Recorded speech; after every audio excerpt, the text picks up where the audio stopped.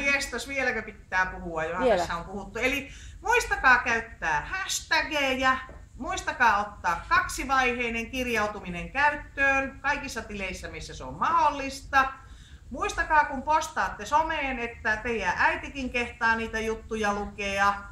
Muistakaa tietoturva ja olkaa omia itsiänne. Brändäkkää itseänne sinne teidän osaamisen suuntaan, mitä te haluatte, että ihmiset teistä tietää, ajattelee ja kokee ja näkee. Olkaa rohkeita. Pitääkö olla Google Plussa?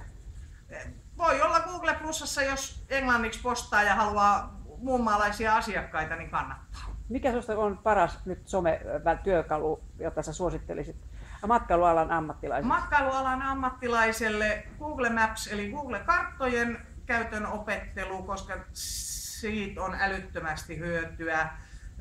Sitten mä sanoisin, että jos somesta puhutaan, niin olkaa niin monessa kuin ehditte. Ottakaa hyviä kuvia, käyttäkää Google-kuvat-systeemiä, tehkää videoita.